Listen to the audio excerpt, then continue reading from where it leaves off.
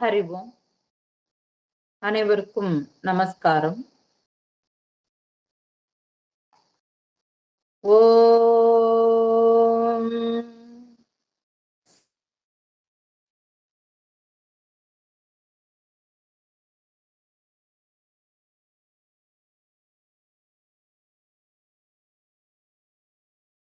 தேஜஸ்வினாவதீதமஸ்து மா வித்விஷாவஹை.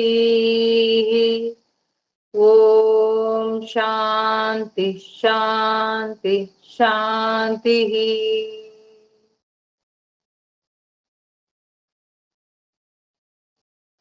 ஓம்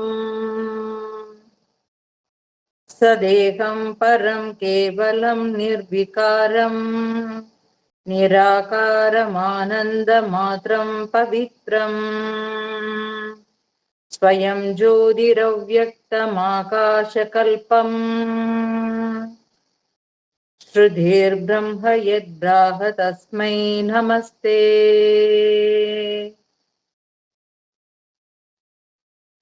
ஓம் யோ பிரம்மாணம் விததாதி பூர்வம் யோ வை வேதாம்ச பிரகிணோதி தஸ்மை தம் ஹதேவாத்ம புத்தி பிரகாசம் முமுக்ஷுர்வை சரணமகம் பிரபத்யே. ஓம் சாந்தி சாந்தி சாந்தி. ஹரிஹி ஓம்.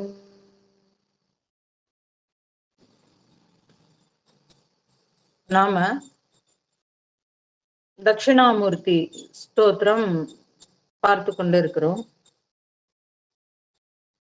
நாம தியான ஸ்லோகங்கள் பார்த்து கொண்டிருக்கிறோம். இந்த தட்சிணாமூர்த்தி ஸ்தோத்திரத்தினுடைய தியான ஸ்லோகங்களை பார்க்கிறோம். முதல்ல 2 ஸ்லோகங்களும் அவருடைய தத்துவார்த்த ரீதியாகவும் வெளிப்படையான தோற்றத்தினுடைய விளக்கங்களையும் பேசியது. அந்த 2ஐயும் பார்த்தோம். அதற்கு பிறகு வரக்கூடிய மந்திரங்கள் தட்சிணாமூர்த்தியினுடைய மகிமைகளை சொல்கிறது. என்ன மகிமைன்னா, அவரால் மட்டுமே தான் பிறப்பு இறப்பு இங்கு கூடிய ஒரு சக்கரத்தை நிறுத்துறதுக்கு உண்டான அறிவை நமக்கு அவரே காட்டி கொடுக்கிறார். அந்த அறிவை நமக்கு காட்டி கொடுக்கிறார். ஏன்னா அந்த அறிவு சுயமாட்டு நமக்குள்ளவையே தான் இருக்கு. ஆனா எனக்குள்ள அது எப்படி இருக்கிறது என்பது எனக்கு தெரியாம இருப்பதனால அவர் எனக்கு அது எவ்வாறு இருக்கிறது என்பதனை காட்டி கொடுத்து விடுகிறார். இப்படி காட்டி கொடுத்து விடுவதனால் நான் பிறவி என்னும் நோயிலிருந்து நான் விடுபடுகிறேன். அப்போ அவர் எனக்கு ஒரு மருந்தை தருகிறார். அந்த மருந்து தத்துவமசி என்னும் ஒரு மருந்தை எனக்கு கொடுக்கிறார். நான் அந்த மருந்தை உட்கொண்டு நான் பிரம்மம் என்று அந்த மருந்தை உட்கொண்டு நான் அந்த மருந்து என்னுள் வேலை செய்வதனால், அதாவது குருவினுடைய வாக்கின் மீது எனக்கு ஒரு நம்பிக்கை ஏற்படுகிறது. அவர் தத்துவமசின்னு சொல்லும் பொழுதே எனக்கு அந்த வாக்கின் மீது ஒரு நம்பிக்கை ஏற்படுகிறது. நம்பிக்கையின் மூலமாக அந்த உபதேச மருந்தை நான் உட்கொண்டு நான் பிரம்மம் என்றாகி விடும் பொழுது எனக்கு இனி பிறவி என்னும் நோய் இல்லை, நோய் போய்விட்டது. அப்போ எனக்கு இந்த மாதிரி தட்சிணாமூர்த்தியினுடைய மகிமைகளை பத்தி இந்த மந்திரங்கள் பேசிக்கொண்டிருக்கிறது. அதை பத்தி தான் நாம பார்த்து கொண்டிருக்கிறோம். அடுத்த மந்திரம், ஓம் நம பிரணவார்த்தாய சுத்த ஞானைக மூர்த்தயே நிர்மலாய பிரசாந்தாய தட்சிணாமூர்த்தயே நமஹ.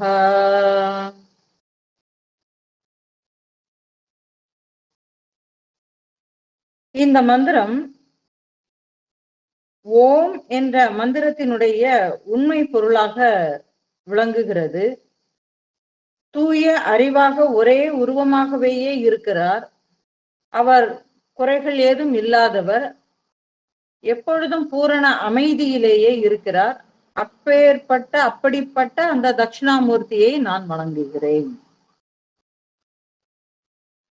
அப்ப இந்த ஸ்லோகம் நமக்கு எதை காட்டி கொடுக்கறதுன்னா, டைரக்டா அங்க பிரம்மத்தை நமக்கு காட்டி கொடுக்கும் விதமாக இந்த மந்திரம், இந்த ஸ்லோகம் அமைந்திருக்கிறது.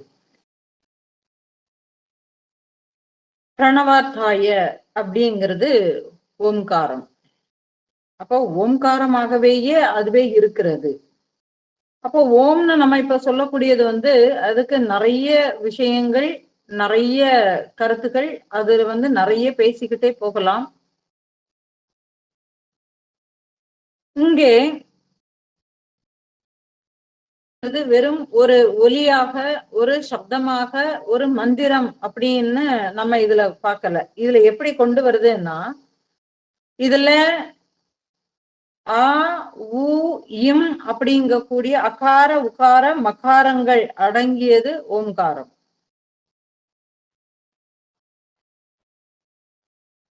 ஆன எழும் பொழுது அது என்ன செய்கிறது? செயல்நிலைக்கு வருகிறது. ஊ என்று சொல்லும் பொழுது அதாவது அது தொடக்கம். ஊ என்று சொல்லும் பொழுது அது நிலை பெற்று கொண்டு அந்த சப்தத்தில் அப்படியே நிலை பெறுகிறது. இம் என்று சொல்லும் பொழுது அது ஒடுக்கத்துக்குள்ள கொண்டு வருது.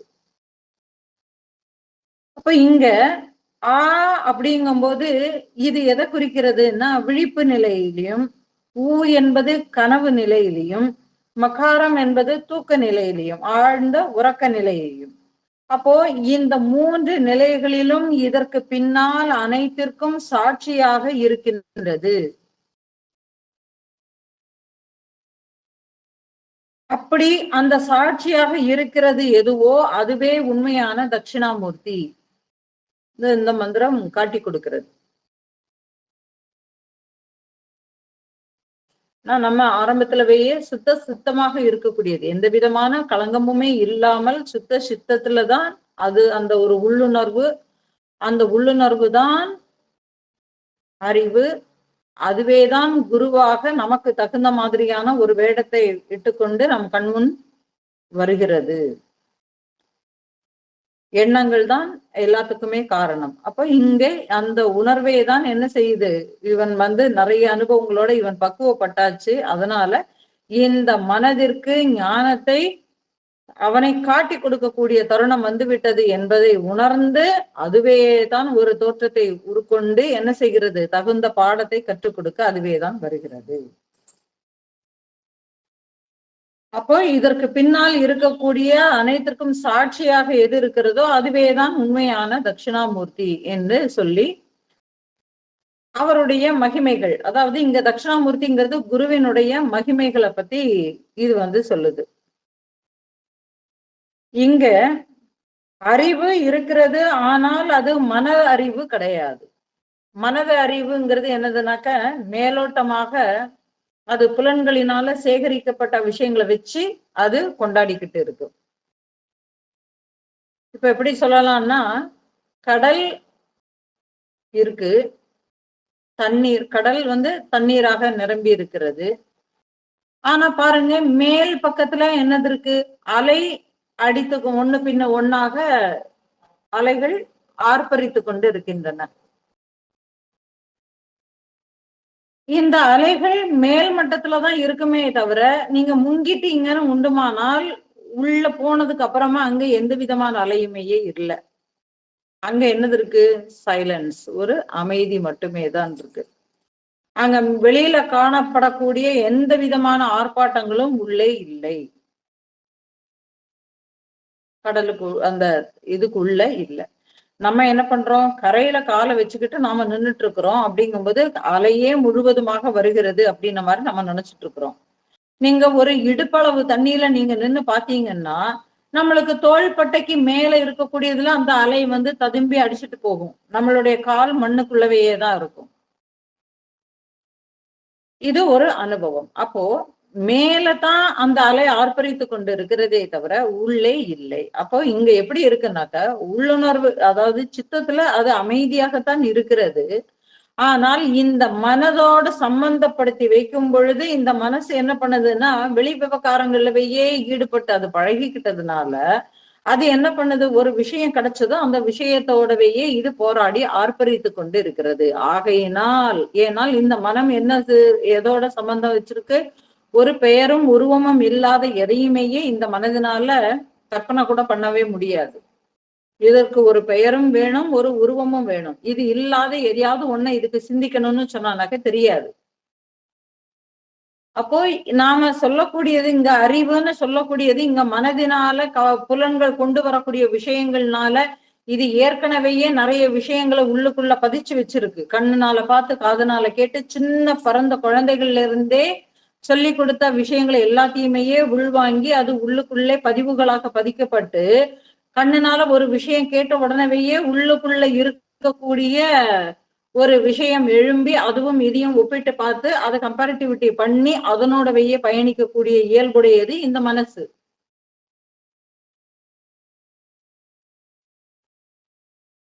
அது அங்கேயும் இங்கேயும் அலைபாய்ந்து கொண்டேதான் இருக்கும். மனதினுடைய இயல்பு அப்படித்தான். இத கொஞ்ச நேரம் பிடிச்சுக்கும், இது இல்லைனாக்க இன்னொன்னுக்கு தாவிடும். அப்படிப்பட்ட இயல்புடைய மனசு. ஆனால் இங்கே பேசுவது மனதினுடைய அறிவை பற்றி இல்ல. ஏன்னா மனதினுடைய அறிவுங்கிறது எல்லாமே கற்பிதம். ஏன்னா அது ஏற்கனவேயே ஏற்றி வைத்துக் கொண்டிருக்கக்கூடிய எண்ணங்களின் மூலமாகத்தான் அது வெளிப்படுகிறது. புலன்கள் சார்ந்து அது அமைகிறது. அப்போ இந்த அறிவுங்கிறது சாட்சியாக இருக்கிற அந்த அறிவு இருக்கிறதேன்னு சொல்லும் பொழுது அந்த அறிவு மனது சம்பந்தமான அறிவு கிடையாது. அப்படி என்றால் அது இரண்டற்றதாக துவைதமே இல்லாத பூரண நிலையில பரம சாந்தியுடைய இருக்கிற ஒரு சித்தம். அப்போ அந்த சித்தம் அங்கே எப்படி இருக்கிறதுனாக்க தூய்மையாக இருக்கிறது. அங்கே எந்த விதமான மாசுகளும் இல்லை. மாசுகள்னாக்க என்னது சொல்லலாம்? இப்ப வெளியிலனாக்க நம்ம கண்ணாடியில நம்ம என்ன சொல்றோம்? ஒரு நிலக்கண்ணாடியை வச்சிருக்கு. அந்த கண்ணாடிய நம்ம முகம் தெரியணும்னு நம்ம பாக்குறோம். பார்க்கும்போது அதுல என்ன இருக்கு? தூசி படிஞ்சிருக்கு. அப்ப நம்ம என்ன பண்றோம்? ஒரு துணியை வச்சு நம்ம தொடச்சு கிளீன் பண்ணி அந்த கண்ணாடியை நம்ம பார்க்க முடியும் இல்லையா? அதே மாதிரி இது வெளியில ஒண்ணு இருந்ததுனாக்கா நம்ம தூசியை தொடச்சிட முடியும். ஆனா உள்ளுக்குள்ளே இந்த மனதில் பதியப்பட்ட விஷயங்கள் காரணமாக இங்க எதெல்லாம் பதிக்கப்பட்டு இருக்கிறது? காம, குரோத, அகங்காரம் எல்லாமேயே இங்கே பதிக்கப்பட்டு இருக்கிறது. மதம், ஆச்சரியங்கள் எல்லாமேயே பதிக்கப்பட்டு இருக்கிறது. ஆசைகள் விதைக்கப்பட்டு இருக்கின்றன. விருப்பு வெறுப்புகள் விதைக்கப்பட்டு இருக்கின்றன. அகங்காரம் விதைக்கப்பட்டு இருக்கின்றது. ஆச்சரியங்கள் விதைக்கப்பட்டு இருக்கின்றது. ஒரு பிரமிப்பு விதைக்கப்பட்டு இருக்கின்றது. ஏக்கம் விதைக்கப்பட்டிருக்கின்றது. ஆக இது எல்லாம் மனசுக்கேதான் உரித்தானது. ஆனால் ஆன்மா இதனாலும் பாதிக்கப்படாத தூய்மையானதாகவே இருக்கிறது. இந்த அறிவு தூய்மையானதாகவே இருக்கிறது. இந்த அறிவு கிட்டக்க இந்த இதெல்லாம் கிடையாது. இது கிட்டக்க அந்த விஷயங்கள் எதுவுமே கிடையாது. காலம்பரை எழுந்திருந்த உடனே வெளிச்சம் இருக்கு, சூரியனை பார்க்கிறது, அவ்வளவேதான். இது சூரியன் உதிக்கிறது என்பதே ஒரு உணர்வு தெரிஞ்ச உடனேயே அது ஒரு உணர்வு. சூரியன் வெளிச்சம் ஒரு உணர்வு நம்மளுக்கு இருக்குன்னா மனசு உடனே என்ன பண்ணும்? இந்த சூரியன் பார்வைய நல்ல சுள்ளுன்னு அடிக்குதுன்னு சொல்லிட்டு ப்ரொடெக்ட் பண்ணிக்கிறதுக்கு என்னெல்லாம் உண்டுமோ அது அவ்வளவுமையே பண்ணும். ஆனால் இந்த உணர்வு அதோடவேயே அப்படியேதான் நிற்கும். அப்ப இதை பிரித்து பார்ப்பதற்கு நாம் புரிந்து கொள்ள வேண்டும். இது அடுத்தது மாசுகள் ஏதும் இல்லாத தூய நிலையில இந்த அறிவு இருக்கிறது. அந்த அறிவு சித்தமாக உள்ளுக்குள்ள இருக்கிறது. இந்த சித்தம் தான் உள்ளுணர்வு அப்படின்னு சொல்றது. அப்போ இது எப்போதுமே பூரண அமைதியோடவே இருக்கு. இந்த அறிவு அந்த அறிவினுடைய நிலைப்பாடு எப்படின்னா பூரண அமைதி. அது எப்போதுமே அமைதி, அசைக்க முடியாத அமைதி, எதனாலும் பாதிக்கப்படாத அமைதி, எதனாலும் பாதிக்கப்படாத அமைதி. அப்ப இங்க இந்த அமைதியை பத்தி பேசுறது மனதினுடைய அமைதியை பத்தி பேசல. மனதினுடைய அமைதியை பற்றி இங்கே பேசவில்லை. இப்போ சும்மா இரு அப்படின்னு சொல்லும் பொழுது நாம சும்மா இருக்கிறதுங்கிறதுக்கும் அமைதியாக இருப்பதற்கும் ஏதும் செய்யாமல் இருப்பதற்கும் வித்தியாசம் இருக்கு. அமைதியாக இருக்கிறதுக்கும் ஏதும் செய்யாது இருக்கிறதுக்கும் வித்தியாசம் இருக்கு. ஏன்னா அமைதியாக இருப்பதுங்கிறது இந்த உடல் மனம் புத்தி சார்ந்து அது பூரண அமைதியின் நிலை பெற்று விட்டால் அது உள்ளுக்குள்ளே வேற எதனாலும் பாதிக்கப்படாத பூரண அமைதியிலவே நிற்கும். இங்க ஏதும் செய்யாத நிலைங்கிறது என்னது தெரியுமா? ஒரு குறிப்பிட்ட காலத்துக்கு, ஒரு குறிப்பிட்ட நேரத்துக்கு, ஒரு உணர்வுன்னு வந்த உடனேயே பசிங்கக்கூடிய ஒரு உணர்வு எழுந்த உடனேயே எதையாவது ஒண்ணு தடப்படலாட்டு செய்யணும்னு தோணும். அதுக்கப்புறமா அதுக்கு கிடைக்கலன்னு உண்டுமான அதுக்கு ஒரு எரிச்சல் வந்துருது. அதனுடைய விளைவுகள் எல்லாமே நம்ம நடைமுறை வாழ்க்கையில நம்ம நிறையவே பாக்குறோம். இப்போ பசி என்னும் உணர்வு வந்த உடனேயே ஒரு ஆண் என்ன பண்ணுவான்? பசிங்கிற உணர்வு வந்த உடனேயே எனக்கு வயிறு பசிக்குது, அங்க என்னது இருக்குன்னு கேட்பாங்க. அந்த அம்மா சொல்லுவாங்க, உங்களுக்கு என்ன வேணும்னு சொல்லுங்க, நான் செய்து கொடுக்குறேன். நீ இனிமேல் தான் செய்யணுமா? எனக்கு வேண்டவே வேண்டாம்னு சொல்லிடுவாங்க இல்லையா? அப்போ அந்த அமைதிங்கிறது அந்த குறிப்பிட்ட நேரத்துல எங்க போச்சுது? இவருக்கு வயிறு பசிக்கும் கூடியது தெரிந்து அவங்க செய்து வச்சிருந்தாங்கனாலும் இவர் சாப்பிட்டுட்டு இருக்கும் போது என்ன பண்ணுவாங்க? இதுல அது சரியில்லை, இது சரியில்லை, நான் இன்னைக்கு இதை சாப்பிடணும்னு நினைச்சேன், நீ இன்னைக்கு இதை பண்ணிட்ட அப்படின்னு சொல்லுவாங்க. பசி எங்கக்கூடிய அந்த ஒரு உணர்வு வந்துதான் அந்த ஒரு செயல் சாப்பிடணும் கூடிய ஒரு செயல் நடந்து கொண்டு இருக்கிறது என்னும் பொழுது அதை அனுபவித்து உணர்ந்து அதை சாப்பிடணும் கூடிய எண்ணம் போய் அந்த சாப்பிட்டுட்டு இருக்கும் போது உலக விஷயங்கள் எல்லாத்தையுமே நம்ம இன்னைக்கு பேசிக்கிட்டு உக்காந்துருக்கிறோம். அப்ப அந்த சாப்பாடு எங்க போகும் இல்லையா? அப்போ இங்க அமைதி என்பது ஏதும் செய்யாத நிலை அப்படிங்கிறது கிடையாது. ஆனால் அது பூரண அமைதி, எதனாலும் பாதிக்கப்படாத அமைதி. ஆகையினால் இது மன அமைதியை பற்றி பேசுவது கிடையாது. ஏனென்றால் மனம் இன்று அடங்கி இருப்பது போல இருக்கும். ஆனால் ஒரு எண்ணம் எழும் பொழுது என்ன பண்ணும்? திரும்பவும் உள்ளுக்குள்ள அந்த என்ஜின் ஓட ஆரம்பிச்சிடும், அந்த ஒரு மிஷின் ஓட ஆரம்பிச்சிடும், அது பிரித்து மேய்வதற்கு ஆரம்பித்து விடும். அப்போ இங்கே சொல்லப்படக்கூடிய அந்த ஒரு பூரண அமைதிங்கிறது இங்க சண்டையே நடந்தாலும் இங்கே எந்த விதமான பாதிப்புகள் ஏதும் இல்லாமல் பூரண அமைதியோட அதனை வேடிக்கை பார்த்து கொண்டு உட்கார்ந்து இருக்கிறது. இப்ப அப்படின்னாக்கா 2 பேரும் சண்டை போட்டுட்டு இருக்கிறாங்க, நமக்கு என்ன அப்படின்னு வேடிக்கை பார்க்கிறதுங்கிறதுன்னு இல்லை. அங்கே எதுவும் செய்வதற்கு தேவை இல்லைங்கிற நிலையை உணர்ந்து கொண்டதினால் இவர் அந்த விஷயங்கள் எதனாலுமே பாதிக்கப்படாத நிலையில் அவர் அங்கிருந்து அகன்று விடுகிறார். அவ்வளவுதான் விஷயம். அப்ப இங்க அமைதி என்பது அங்கு உள்ளுக்குள்ள அது இயல்பாகவே இருக்கக்கூடியதை நான் உணர்ந்து அதோடு ஒன்றி விடுவதுதான் அங்க அமைதியே தவிர, இங்க அமைதி கூடியது ஒரு பிரம்மாண்டமாட்டு பேசப்பட்டு நாம அந்த இதோட நம்ம போகிறோம் அப்படிங்கறதெல்லாம் கிடையாது. அமைதியை தேடி ஓடி நாடிங்கிறது ஒண்ணுமே இல்லை. ஏன்னா அமைதியை தேடினாக்க எங்க போய் தேட முடியும்? எங்க அமைதி இருக்கிறது? வெளியில எல்லா இடத்துலயுமே சண்டை, ஒரே கூச்சல், குழப்பங்கள் எல்லாமே பேசப்படுகிறது, அல்லது கொண்டாட்டங்கள், ஆர்ப்பரிப்புகள் எல்லாமாக இருக்கிறது. இதுல எங்க போய் அமைதியை பார்க்க முடியும்? நான் அமைதியாக இருக்க விரும்புகிறேன், ஆகையினால் என்னை தொந்தரவு செய்யாதீர்கள்னு சொல்லிட்டு கதவை அடைச்சு போட்டுக்கிட்டு ஒரு ரூம்குள்ள உட்கார்ந்து இருந்தாங்கன்னா எவ்வளவு நேரம் உட்கார்ந்து இருப்பாங்க?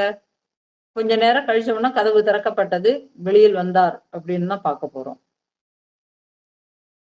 அப்போ இங்கு புற விஷயங்கள்ல அமைதிங்கிறத எங்கேயுமே தேடி ஓட வேண்டியதே இல்லை. அது உள்ளுக்குள்ளவே உன்னுடைய சொரூபமே அமைதியாக இருப்பதினால் உன்னுடைய சொரூபத்தை அறிந்து கொண்டால் அந்த பூரண அமைதி உனக்கு கிடைக்கும். இதை யார் காட்டி கொடுக்கிறார்னா குரு தான் காட்டி கொடுக்கிறார். அப்போ அந்த இடத்துல சிந்தனைகள் இருந்தாலும் அது ஒரு அமைதி. அப்ப எண்ணங்கள் எழுந்தாலும் எண்ணங்களினால பாதிக்கப்படாத நிலையில அந்த ஒரு அமைதி அங்கே. அப்போ இதுதான் அந்த ஒரு ஆத்ம நிலை. அப்போ இந்த ஓங்காரம்ங்கிறது எதெல்லாம்? இந்த உலகமும் இந்த உலகத்தையோடு சேர்ந்த ஆன்மாவும் சேர்ந்தது ஓங்காரம். அப்போ இது என்ன சொல்லுது? நீயேதான் சொல்லுது, நீயேதான் பிரம்மம் அப்படிங்கிறத, நீயேதான் சுத்த சித்தமாக இருக்கிறாய். நீ சுத்த சித்தமாக இருந்து நீ அனுபவிப்பதற்காக வேண்டிய உனக்கானதை நீயே படைத்து கொண்டாய். நீ காண்பது நீ இந்த உலகத்தை நீயே தான் காண்கிறாய் அப்படின்னு சொல்லிட்டு ஒரு தெளிவை கொடுக்குது. அப்போ இந்த உண்மை எப்பொழுது புரிய வருகிறதோ அந்த சுத்த சித்தம்தான் எல்லாத்துக்கும் காரணமாக இருக்கிறது. அந்த தூய அறிவே நான் என்பதை நான் எப்பொழுது உணர்ந்து கொள்கிறேனோ என்னால் படைக்கப்பட்ட இந்த உலகத்தினால் நான் பாதிக்கப்பட மாட்டேன். ஏன்னா நான் தானே உருவாக்கி இருக்கிறேன். அதுல எது வந்ததுனாலும் எனக்கு அதை ஹேண்டில் பண்ண முடியும். நான் உருவாக்கி இருக்கிறேன்.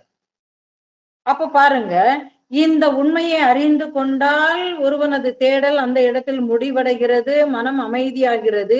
அங்கே இரண்டு ஏதும் இல்லை. நான் இருப்பதினால்தான் இந்த உலகம் எனக்கு பிரகாசிக்கிறதே தவிர நான் இல்லாமல் இந்த உலகம் எனக்கு வேறாக இல்லை என்பது அவனுக்கு புரிந்து விடுவதினால் அங்கே இரண்டு எதுவுமே இல்லை, தனித்த ஒன்று மட்டுமே தான் இருக்கிறது. அது நானே தான், நானே சுத்த சத்துவம், நானேதான் சத்தியம், நானே நித்தியம், நானே சச்சிதானந்தம், நானே பிரம்மம் கூடிய நிலையில அவன் நிலைத்து நிற்கிறான்.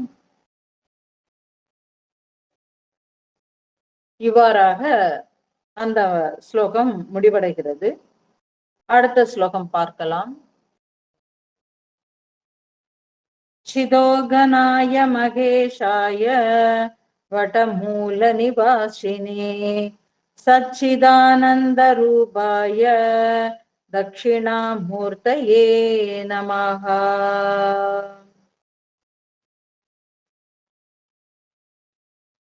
இந்த ஸ்லோகம் ஆத்மா எப்படிப்பட்டது அப்படிங்கக்கூடிய விஷயத்தை இந்த ஸ்லோகம் சொல்லுகிறது.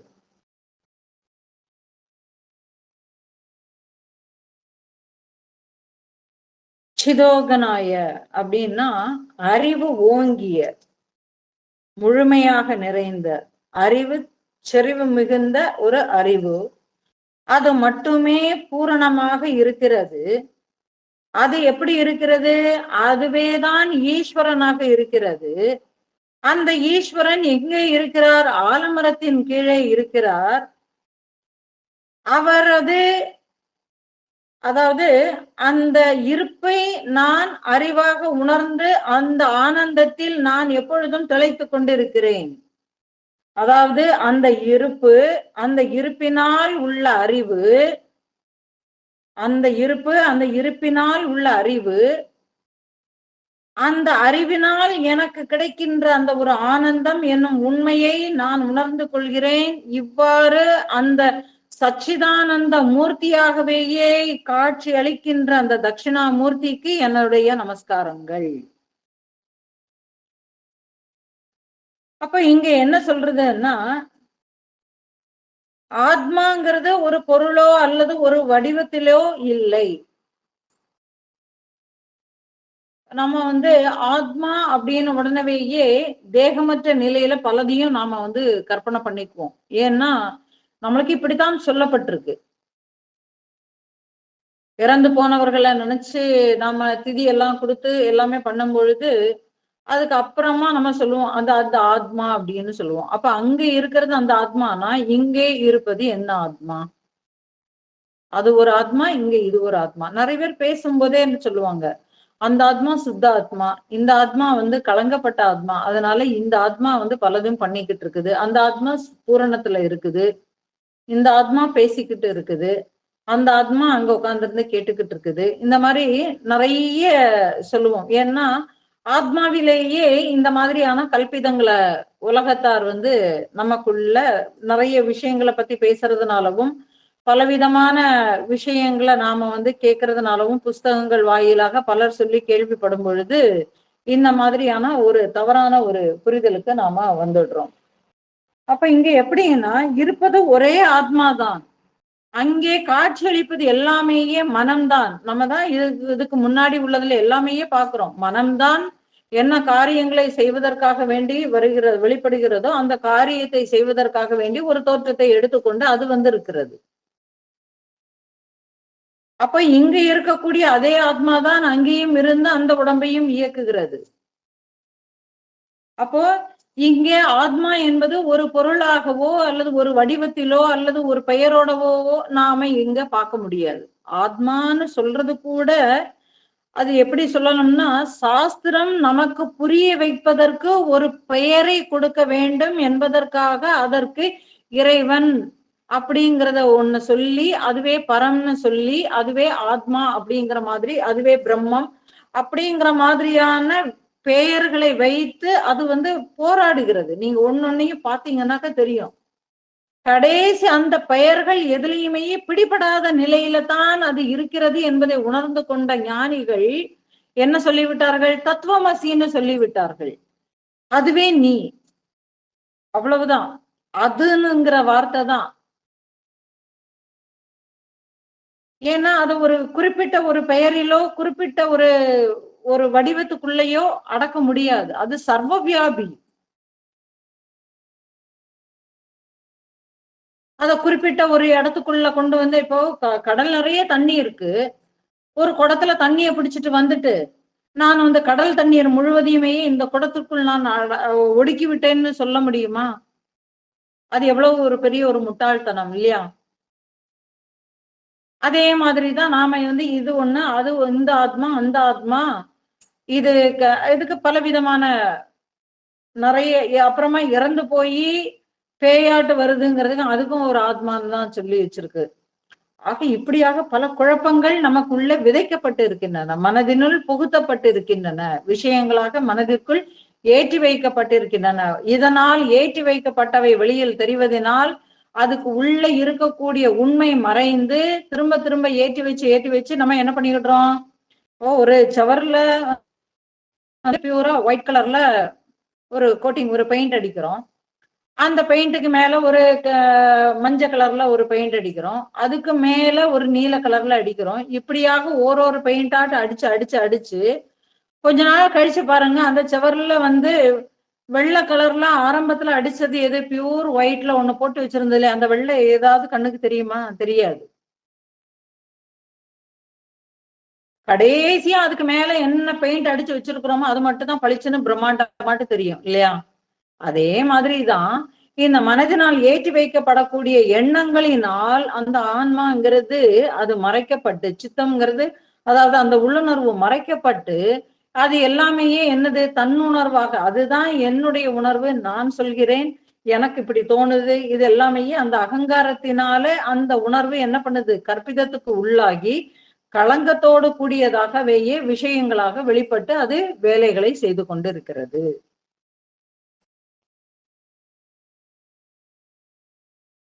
அப்போ ஆன்மா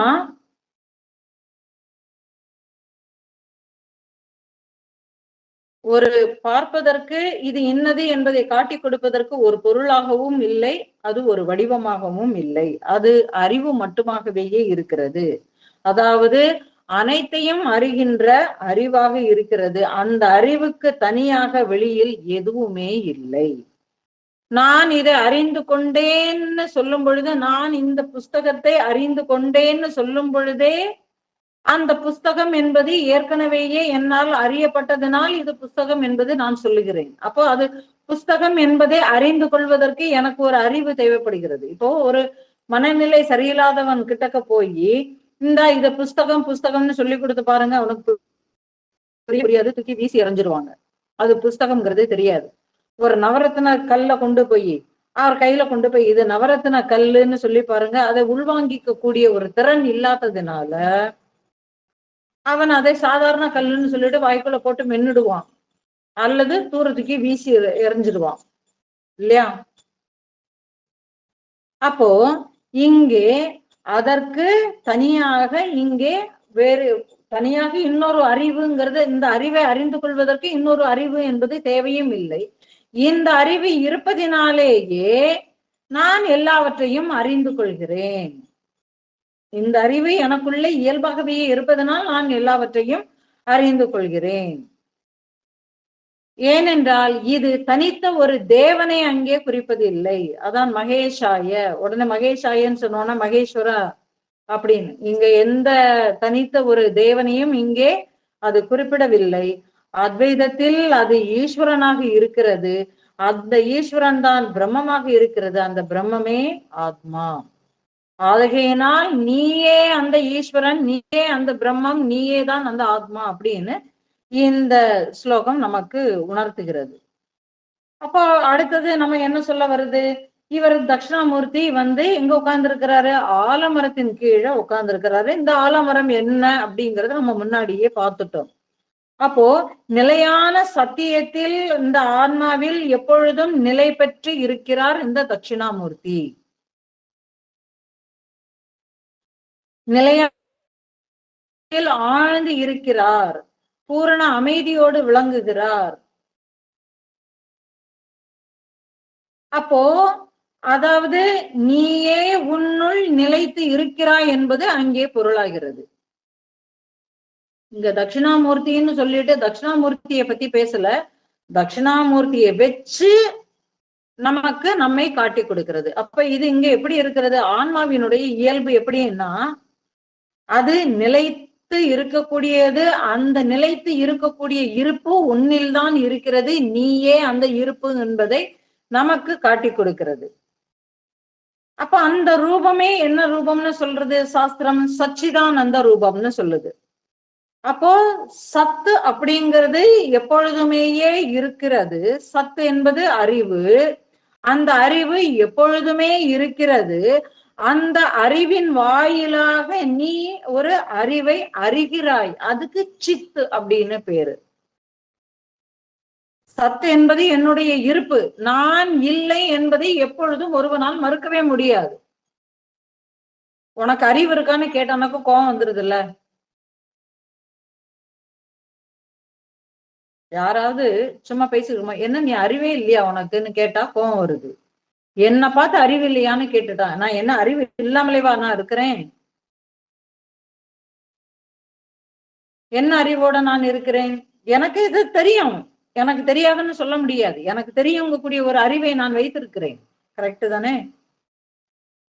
அப்போ எனக்கு தெரியுங்கக்கூடிய ஒரு அறிவை நான் எதனால் வைத்திருக்கிறேன், என்னுடைய இருப்பினால் நான் வைத்திருக்கிறேன் என்று நான் வெளியில் சொல்லுகிறேன். அப்ப என்னுடைய இருப்பு இதான ரூம், நல்ல ஒரு மீட்டிங் போயிட்டு இருக்குது, சடனா அந்த ஹால்ல கரண்ட் பவர் கட் ஆயிடுச்சு, திடீர்னு ரொம்ப இருட்டாயிடுச்சு, அங்க நான் மட்டும் உட்கார்ந்து இருக்கிறேன். இப்ப நான் உட்கார்ந்து இருக்கிறேன் என்பதற்கு, நான் இருக்கிறேன் என்பதை தெளிவுபடுத்த எனக்கு வேறு துணை தேவையா? நான் இருக்கிறேன் என்பதை எனக்கு தெரிந்தே தானே நான் இருக்கிறேன். நான் இல்லை என்பதை எப்பொழுதும் சொல்வதே இல்லை. நான் இருக்கிறேன் என்பதை நான் மறுப்பதே இல்லை. நான் இருக்கிறேன், எப்பொழுதும் இருக்கிறேன். அந்த உணர்வு என்னுள் இருக்கிறது. நான் இருக்கிறேன் என்பதை எக்காலத்திலும் நான் மறுப்பது இல்லை. தூங்கிக்கிட்டு இருக்கும் போதும் கூட நம்ம நீ இருக்கிறியான்னு கேட்டா நான் இருக்கிறேன், தூங்கிட்டு இருக்கிறேன் இல்லையா? அப்போ நான் இருக்கிறேன் என்று கூடிய அந்த ஒரு இருப்பை நான் உணர்கிறேன். அந்த இருப்பை உணர்வது, அந்த உணர்வு சத்து. அந்த சத்தினால் எனக்கு ஒரு அறிவு கிடைக்கிறது.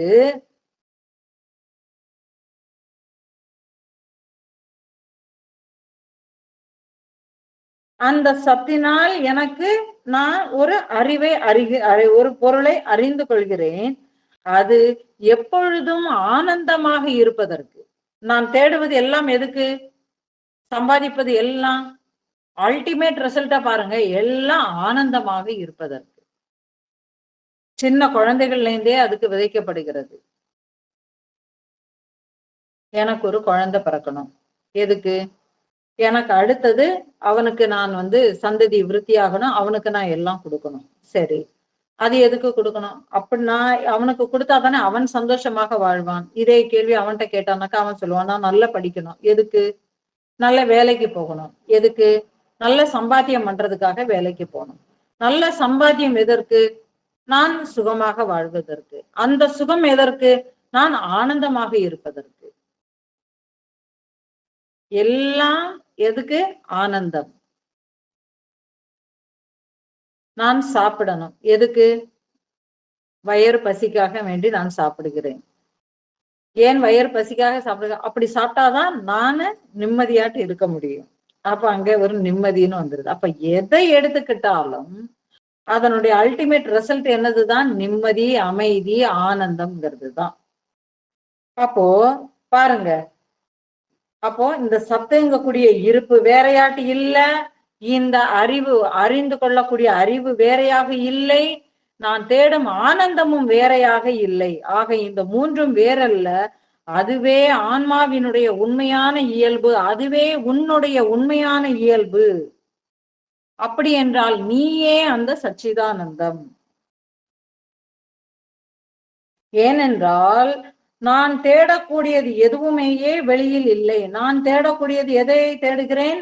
ஆனந்தம், அமைதி, நிம்மதி, ஒரு சுகம், இதெல்லாத்தையுமே நான் தேடுகிறேன் என்றால் அது வெளியில் இல்லை. நான் அந்த தேடும் பொருளே நானாகவேயே இருப்பதினால் நானே சச்சிதானந்த, நானே சச்சிதானந்தம். அப்போ இதுதான் அந்த ஆன்மாவினுடைய இயல்பு. ஆன்மாவினுடைய இயல்பு சச்சிதானந்தமே தான். அப்ப அந்த சச்சிதானந்தம் வேற எங்கேயுமே இல்லை, தேடும் பொருளாக நானே இருப்பதனால். எப்படி?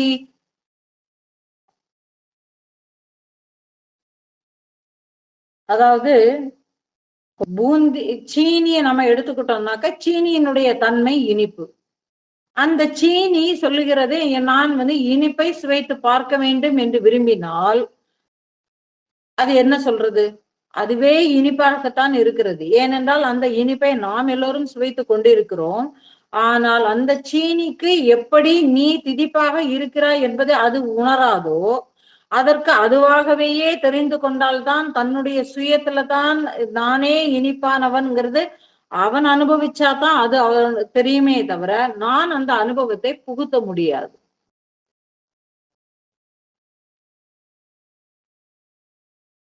அதே மாதிரிதான். அப்போ சச்சிதானந்தம்ங்கிறது வெளியில காணக்கூடிய பொருள்கள்ல இல்ல, எனக்குள்ளவேயே இருக்கு. என்னில் நானே கண்டு கொண்டேன், என்னில் நானே எனக்குள்ளே கண்டு கொண்டேன். அந்த பூரண அமைதியை என்னில் நானே கண்டு கொண்டேன். இப்படியாக அந்த சச்சிதானந்த நிலை, இது ஆன்மாவினுடைய இயல்பு இந்த மந்திரத்தில் பேசப்பட்டது. இனி அடுத்த ஸ்லோகம் பார்ப்போம். ஈஸ்வரோ குருராத்மேதி மூர்த்தி பேத விபாகினே व्योमवद्व्याप्त देहाय दक्षिणामूर्तये नमः.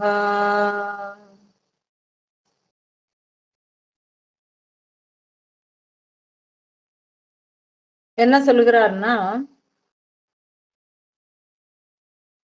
இந்த ஸ்லோகம் இங்கே ஈஸ்வரன் சொல்லப்படுவது, குருன்னு சொல்லப்படுவது, ஆன்மான்னு சொல்லப்படக்கூடிய இந்த மூன்றும் ஒன்றே அப்படின்னு இந்த ஸ்லோகம் பேசுகிறது. நாம நடைமுறையில பொதுவாட்ட நாம என்ன நினைக்கிறோம்னா, கடவுள் எங்கோ இருக்கிறார், கடவுளை நான் அடைய வேண்டும், அப்படித்தானே நாம பக்தி என்பதுல நாம எப்படி பார்க்கிறோம்னா, பக்தி என்பது நமக்குள்ளவேயே வரணும். அந்த பக்தியின் மூலமாக நான் இறைவனை அடைய வேண்டும், இறைவனுடைய பாத கமலங்களை சேர வேண்டும் இல்லையா, இறைவனுடைய மனதில் நான் இடம் பெற்றிருக்க வேண்டும், நிறைய வச்சிருக்கிறோம். ஆக இப்ப ஏன்னா நிறைய பேர் பாடெல்லாம் செஞ்சிருக்கிறாங்க. அதாவது என்னன்னா, நான் ஒரு மாநாட்டு பிறக்கணும்னு நினைச்சேன்னாக்கா அந்த மான் எங்கேயாவது துள்ளி ஓடிடும். புல்லாட்டு பிறக்கணும்னு நான் நினைச்சேன்னாக்கா அது பசு மேய்ஞ்சி தின்னுட்டு போயிடும். பசுவாட்டு பிறக்கணும்னு நான் நினைச்சாலும் என்னுடைய பாலை கறந்து இந்த சுவாமிக்கு அபிஷேகம் பண்ண கொடுப்பார்களா கொடுக்க மாட்டார்களா என்பது எனக்கு தெரியாது. ஆகையினால் நான் கல்லாக பிறக்க வேண்டும். அந்த கல்லாக பிறந்தாலும் அந்த கல்லும் எப்படி பிறக்க வேண்டும்? அவருடைய அந்த பீடம் உட்காத்தி வச்சிருக்கு இல்லையா, அந்த கல்லாக பிறக்க வேண்டும். அந்த கல்லுக்கு மேல சுவாமிக்கு அபிஷேகம் எல்லாமே பண்ணுவாங்க இல்லையா, இந்த மாதிரி. அப்போ இது எல்லாமே என்னதுன்னா, இறைவனை வேறையாக நான் நினைத்து கொண்டிருப்பதனால் நாம இப்படித்தான் இந்த உலகத்துல பாக்குறோம். இறைவன் எங்கோ இருக்கிறான், அப்படித்தானே நம்மளுடைய தேடலை ஆரம்பிக்கிறது. அப்போ இறைவன் வேறாக இருக்கிறான், குரு வேறாக இருக்கிறார், நான் வேறையாக இருக்கிறேன். நான் வேறாக இருப்பதினால் நான் குருவை சென்று அடைந்து, குருவை நாடி, குருவினுடைய உபதேசங்களை கேட்டு அறிந்து கொண்டு அதன் மூலமாக நான் இறைவனை அடைகிறேன். அப்போ நான் இங்க வேற, குரு என்பவர் வேறு. அப்படிங்கறதுனாலதான் இந்த குரு சொல்லி கொடுப்பது இவர் சொல்றது ஏத்துக்க முடியல. எப்போதுமே அது நம்மளை குத்தி காட்டுற மாதிரியே தான் இருக்கு. அதனால நாம இவரை விட்டுரும். நமக்கு தகுந்த மாதிரி ஜபம், தபம், தியானம்னு எல்லாமே சொல்லி கொடுக்கக்கூடிய செக்ஷனுக்கு நாம போயிடுவோம்னு சொல்லிட்டு வேற இடத்துக்கு போயிடுறோம். அங்கே இறைவன் என்பது வேறையாக கற்பிதம் செய்யப்பட்டு அந்த இறைவனை நாடக்கூடிய வழிகளை சொல்லப்பட்டு அங்கே பஜனைகள், நாமங்கள் எல்லாமே நடந்துகிட்டே இருக்குதுனாக்கா அதுல மயங்கி அதுல ஒரு கூட்டம் போய் உட்கார்ந்துருது. இதுக்கு எல்லாம் என்ன காரணம் என்றால், இங்கே இறைவன் வேறாக இருக்கிறான், குரு வேறையாக இருக்கிறார், நான் வேறாக இருக்கிறேன் என்ற கூடிய இந்த ஒரு பாவம் தான். பாவம்னா நான் அப்படி பாவிச்சுக்கிறது, நான் அப்படி இருப்பதாக கற்பனை பண்ணிக்கிறது, அதான் பாவம். அப்ப இங்க ஈஸ்வரன் எப்படி இருக்கிறான்னா, ஈஸ்வரன் தான் இந்த பிரபஞ்சத்திற்கு காரணமாக அமைகிறான்.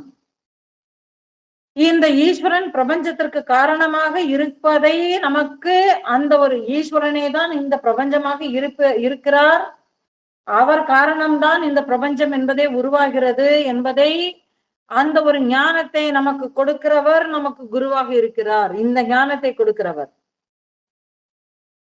இந்த ஞானத்தை கொடுப்பதினால் நான் இங்கே ஆன்மாவாக இருக்கிறேன் என்று நான் அந்த ஈஸ்வர நிலையையும் கடந்து நான் என்னை உணர்ந்து கொண்டால் அது ஆன்மா. இவைகள் வேறுபட்டது போல தோன்றினாலும் உண்மையில் இவை எல்லாம் ஒரே சித்தம். அதான் மூர்த்தி பேத விபாகினே. வேறுபாடு இருப்பது போல தெரிகிறது. அதற்கு காரணம் என்னவென்றால் மாயை. இந்த மாயையினுடைய காரணமாக, இந்த அறியாமையினுடைய காரணமாக நான் என்னை தனித்த ஜீவனாக எண்ணுகிறேன். இந்த உலகம் என்பது வெளியில் தனியாக இருக்கிறது என்பதை காணுகிறேன். ஈஸ்வரன் என்னும் இறைவன் மேல எங்கேயோ இருக்கிறார் என்பதாக நானும் கற்பனை செய்து கொண்டு அந்த இறைவனை அடைய வேண்டும், அந்த ஈஸ்வரனை அடைய வேண்டும் என்பதற்காக நான் பல காரியங்களை இந்த உலகத்தில் செய்து கொண்டு இருக்கிறேன். அப்போ இந்த அத்வைத ஞானம் என்பது ஏற்பட்டு விட்டால் இந்த வேறுபாடுகள் மறைந்து விடுகிறது. இந்த அத்வைதம் இருப்பது ஒன்றே இங்கு கூடிய தெளிவு இல்லாத வரைக்கும் எல்லாம் எனக்கு வேறுபாடாகத்தான் தெரிகிறது. அதான் என்ன சொல்றது, வியோமவத் வியாப்த தேகாய. ஆகாயம் எப்படி எங்கும் நிறைந்து இருக்கிறதோ அது போல ஆத்மா எங்கும் எதிலும் நிறைந்து காணப்படுகிறது. அங்கே சுத்த அறிவு அந்த தூய இருப்பு என்பது இல்லாமல் இல்லவே இல்லை. எதுலையுமே அந்த ஒரு இருப்பு என்பது இருந்து கொண்டேதான் இருக்கிறது. ஒரு கல்லை எடுத்துக்கிட்டாலும் அதுக்குன்னு ஒரு இருப்பு தன்மை இருக்கிறது, மண்ணுன்னு எடுத்துக்கிட்டாலும் அதுக்கு ஒரு இருப்பு தன்மை இருக்கிறது, காற்றிற்கும் அதற்கு ஒரு இருப்பு தன்மை இருக்கிறது. ஆக இப்படியாக எங்கும் எதிலும் எது நிறைந்து காணப்படுகிறதோ அது போலவேயே இந்த ஆத்மா எங்கும் எதிலும் நிறைந்து காணப்படுகிறது. ஆகவே நான் என்று சொல்லும் பொழுது அது உடலை குறிக்கவில்லை, அது எல்லாவற்றையும் தாங்கி பிடித்து கொண்டிருக்கின்ற அடித்தளமாகிய சித்தம், ஒரு ஸ்பேஸ். அந்த ஸ்பேஸ் இருக்கு இல்லையா, அந்த சித்தம் இருக்கு இல்லையா, தூய இருப்பு இருக்கு இல்லையா, அதுவே ஈஸ்வரனாக இருக்கிறது. அந்த ஈஸ்வரன் எங்கிருந்து வெளிப்பட்டது? பிரம்மத்திலிருந்து வெளிப்பட்டது. பிரம்மத்திலிருந்து வெளிப்பட்டு அது சில விஷயங்களை அனுபவிப்பதற்கு, எந்த விஷயத்தை அனுபவிப்பதற்கு, அந்த சத்தை நான் அனுபவித்து உணர வேண்டும் என்பதற்காக வேண்டியே வெளிப்பட்டு தன்னை அனுபவித்துக் கொள்கிறது. தன்னுடைய இருப்பை அது அனுபவித்துக் கொள்கிறது. அதற்காக வேண்டி அந்த ஈஸ்வர தன்மை வெளிப்படுகிறது. வெளிப்பட்ட ஈஸ்வர தன்மையில் இருந்து அதை அனுபவிப்பதற்கான மனம் இருக்கிறதே, அது தனித்து ஒரு தோற்றத்தை எடுத்துக் கொள்வதனால் என்ன ஆகிறது? ஏன்னா ஈஸ்வர தன்மை அதுல இருந்து வெளியில வந்தாலும் ஆனால் அதை அனுபவிப்பதற்கு ஒரு ஒரு ஒரு ஊடகம் இல்லாமல் அதை அனுபவிக்க முடியாது. அப்ப அந்த ஊடகத்தின் மூலமாகத்தான் அதை அனுபவிக்கிறது. அப்ப அதற்கு ஒரு உடல் தேவை.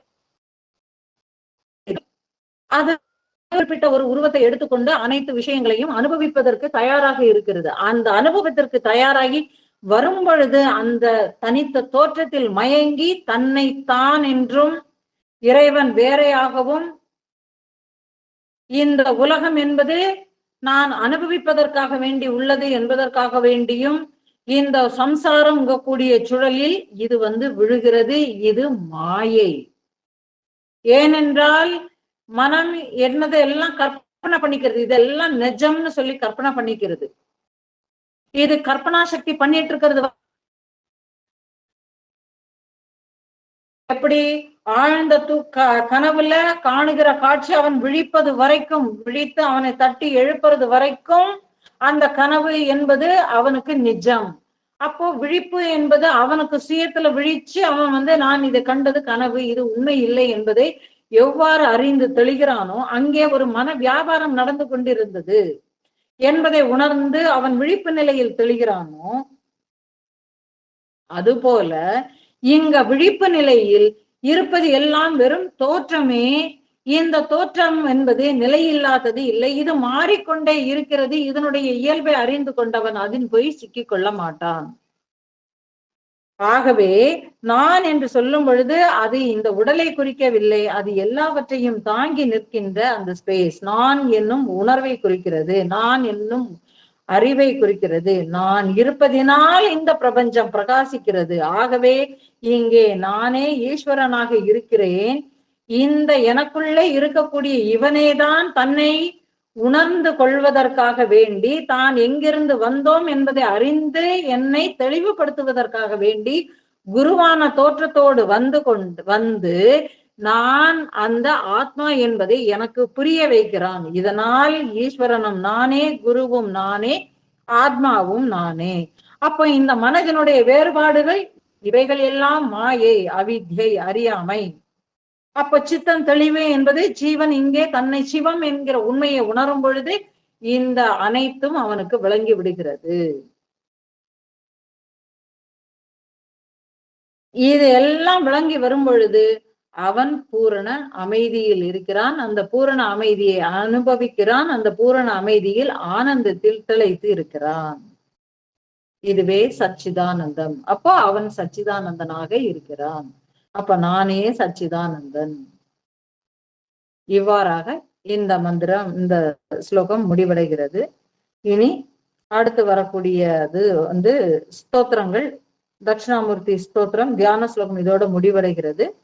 அடுத்ததுல தட்சிணாமூர்த்தி ஸ்தோத்திரம் இனிமேல் தான் ஆரம்பிக்கிறது. அது அடுத்து வரக்கூடிய வகுப்புல பார்க்கலாம். நாளைக்கு எலெக்ஷன் அப்படிங்கிறதுனால நாளைக்கு வகுப்பு இல்லை. அதுக்கு அடுத்த நாளைக்கு வகுப்பு எப்பொழுதும் போல காலை தொடரும். கலந்து கொண்ட அனைவருக்கும் நன்றி.